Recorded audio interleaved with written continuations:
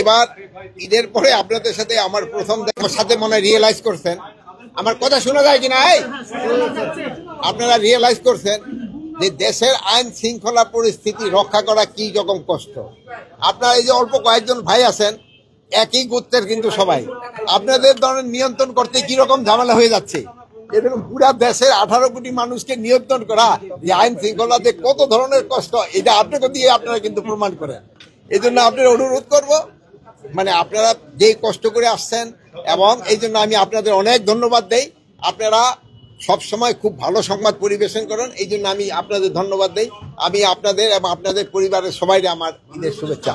আপনি যথেষ্ট শ্রম দিচ্ছেন, অন্যান্য সময়ের চাইতে যথেষ্ট শ্রম দিচ্ছেন এই বয়সে। আপনি প্রত্যাশা করেছিলেন যে এবারের ঈদে আইন শৃঙ্খলা পরিস্থিতি অনেক ভালো থাকে। তো আমাদের কাছে যাই মনে হোক না কেন, আপনি যে প্রত্যাশা করেছিলেন সেই প্রত্যাশা কি পূরণ হয়েছে? আমার কাছে আমার প্রত্যাশা এই পর্যন্ত পূরণ হয়েছে, এই জন্য আমি এরকম কোনো বড় ধরনের কোনো রিপোর্ট আমি পাই নাই। হ্যাঁ, রাস্তাঘাটে তো 2-1 অ্যাক্সিডেন্ট হয়েছে, এটা তো আমি না করব না। বড় ধরনের কোনো ঘটনা ঘটে, 2-1 ছোটখাটো চুরি চেষ্টামি এইগুলি তো হচ্ছে, এটা না, বাট বড় ধরনের। এই জন্য আমি মোটামুটি ভাবে খুশি, যেমন আপনারাও খুশি, আমিও খুশি। রাষ্ট্রপতি মহোদয়, আব্দুল হামিদ সম্পর্কে মামলা মাথায় নিয়ে একজন সাবেক রাষ্ট্রপতি বিদেশে গেছেন, আবার ফিরে আসছেন, তার বিরুদ্ধে এখনো কোনো ব্যবস্থা নেওয়া হয়নি। এখন লোক শোনা আপনারা বলছেন যে অনেক মামলাগুলি আছে, যে কিছু কিছু মামলাগুলি ইনভেস্টিগেশন হয় নাই। ইনভেস্টিগেশন হওয়ার পরে যে দোষী হবে তার আইনের আওতায় নেওয়া হয়েছে। কথা শেষ করতে দেন ভাই, মাঝখানে কথাগুলি তো কথা বলা যায় না।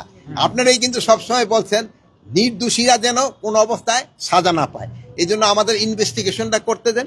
যদি ইনভেস্টিগেশন করার পর যেই দোষী হোক না কেন, কাউরে আইনের বাইরে থাকা হবে না, তারা আমরা অবশ্যই আইনের আওতায় নিয়ে আসবো। বিষয়টা এরকম যে ফৌজদারি মামলা যাদের বিরুদ্ধে আছে তাদের মধ্যে তদন্তে মোটামুটি প্রমাণিত না হলে কারো বিরুদ্ধে ব্যবস্থা নেওয়া হবে না। এটা তো আপনারই আমাকে রিকোয়েস্ট করছেন, আপনারই বলেন নাই ভাই, হাসতেছেন তো, বলেন আপনারই বলছেন, আপনার কথাই তো আমি রাখতেছি যে তারা ওইভাবে প্রমাণিত না হলে তারা আমি কেন একটা নির্দোষ লোকের কেন তো আমি সাজা দিব, একটা নির্দোষ লোকের আমি কেন সাজা দিব, একটা আরে ভাই শেষ করতে দেন, একটা দোষী যে হবে তারা আমরা শাস্তি দিব।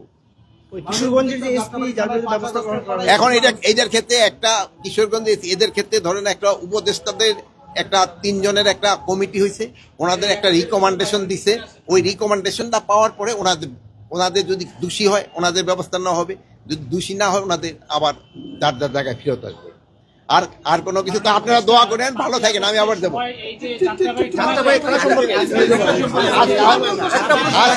আজকে এই থানাটা এখানে শুনেন, এখানে হলো আজকের এখানে, আরে শুনে আমি আজকের পরিদর্শন হলো এদের সাথে 1 নাম্বার হলো ছিল ঈদের শুভেচ্ছা বিনিময় করা, 2 নাম্বার তাদের থাকা এবং খাওয়ার ব্যবস্থা দেখা। আপনারা আমি খাওয়ার এখানে একটুখানি আমার কাছে মনে হলো যে এরা বললো যে দুপুরের যে মেনু রাত্রে একই মেনু বা 2 ধরনের রেট, এই জন্য আমি তাদের বলছি একটা ইনভেস্টিগেশন করলে একই রেট হয়। আর আমি আরেকটা বলে গেছি, একজন এসআইডে পুরা পার্টিকুলার ডিউটিতে রাখবে, যিনি এদের খাবারটা তদারকি করবে। আর একটা হলো আরেকজন এসআইডে নিয়োগ দিবে, যিনি তাদের থাকার ব্যবস্থা তদারকি করবে, যেন সবাই এখানে, যেহেতু তাদের প্রচুর পরিশ্রম করতে হয়। যেমন আপনারা অনেক ঈদে যান নাই, পুলিশেরও কিন্তু ঈদে যাইতে পারেন, এখন কিন্তু থাকা খাওয়াটা যেন ঠিক রকম হয় এটা দেখা যায়।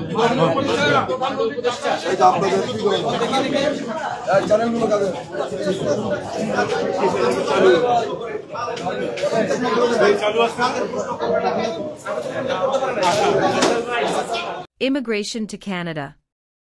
We provide the best quality service and solution for Canada immigration. Please visit our website and contact for details.